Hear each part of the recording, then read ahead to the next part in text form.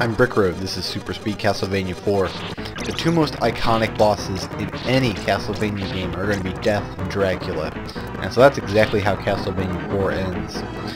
Death is an extremely difficult boss, but he's also an extremely easy boss. It's just, I take a very methodical approach to him. I don't have to explain my method, you see it pretty clearly. If I hold my whip out, it automatically will destroy those little sickles he's throwing at me, which is good because, man, they hurt. And he's got two stages of his attack. He can either swoop at me, where I can get two good whip cracks in, or he can go to the right side of the screen and start sucking me in, where I kind of just have to walk against the vacuum. So this is another battle where I haven't really found a sub-weapon helps a lot. It's just play defensively, know when he's going to attack, and counterattack. I mean, you probably could throw a lot of boomerangs out, but only if you're willing to eat some hits in return. And really, I'm not. He's a difficult enough boss as it is. So, again, it's just learning the pattern and learning how to take on this particular challenge. And this fight probably took me longer to learn than any other thing in the game. He just takes a lot of hits to kill, and each one of those sickles, I believe, does 2 or 3 points of damage, and most of the fight is him just throwing them out there. So, yeah, I pretty much said everything I possibly can about the death fight, and he's still not dead. Well, I mean, he's dead. He's dead, so...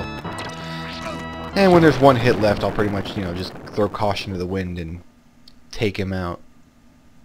That curtain in the background's pretty swank, don't you think? There's a pretty well-known Castlevania secret coming up. You can always go into the last fight with Dracula fully stocked, right here. You'll get a lot of meat, maximum hearts, it automatically drops a boomerang on you, and then the triple item power-up if you do not have them already.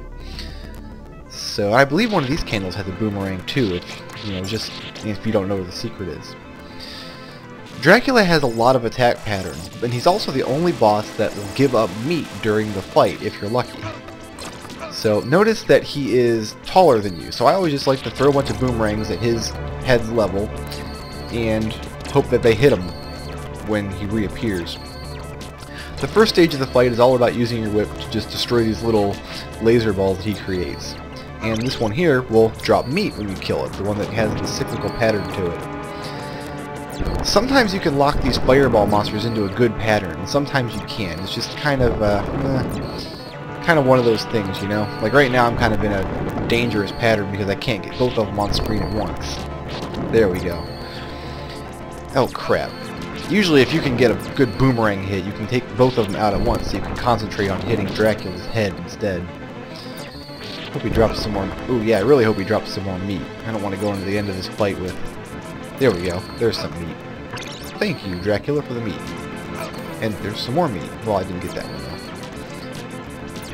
though. Wow, 3 meats in a row. He's being really generous. Alright, so I've got full health going into the final form of Dracula. This should be a cakewalk. Especially with triple boomerangs and, a lot of hearts.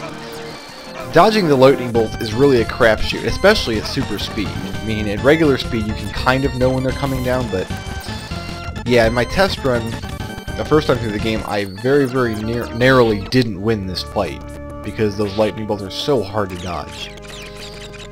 Fortunately, it doesn't look like I had much trouble. Of course, it wasn't Simon in the end that killed Dracula, it was the, the planks over that window giving way and the sunlight pouring in. Oh, that's a badass victory pose. You go, Simon.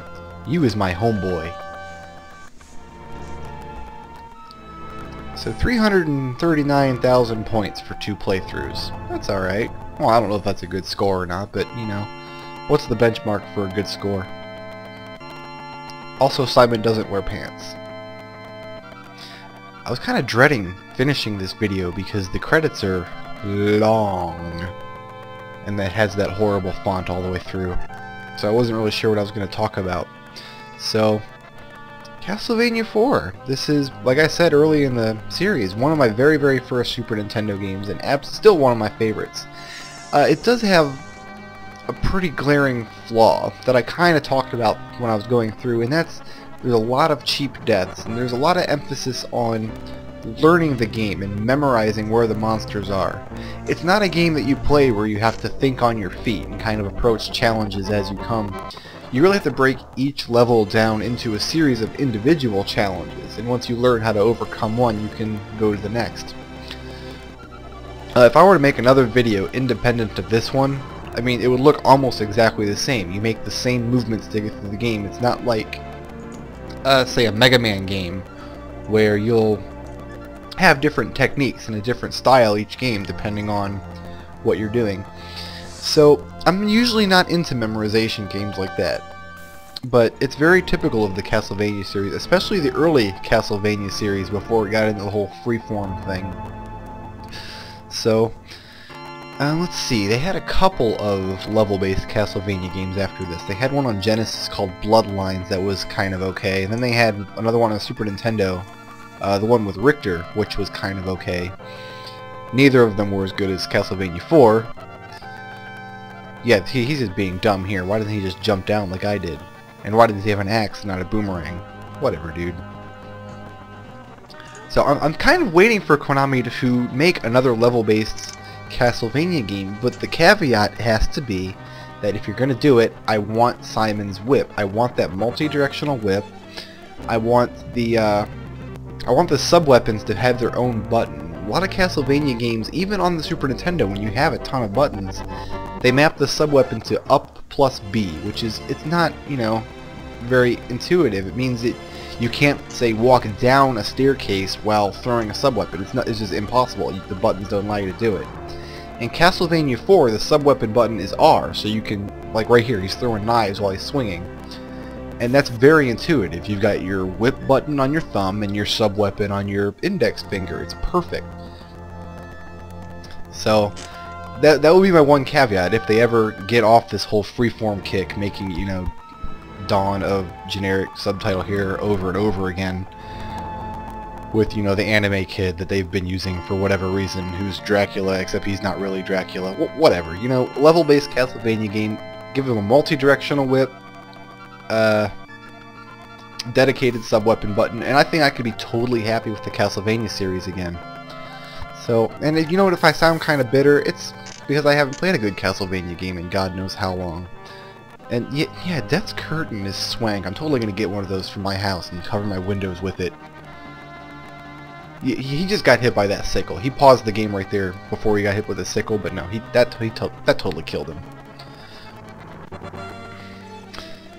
Well guys, this has been Let's Play Super Speed Castlevania IV. I really hope that you enjoyed this series. I think I'm going to go ahead and save a state here in case I want to Let's Play this again in the future on the third quest. And, you know, just build up my score. We'll see if we can hit that 100 billion mark. Take it easy guys, I'll see you in the next game.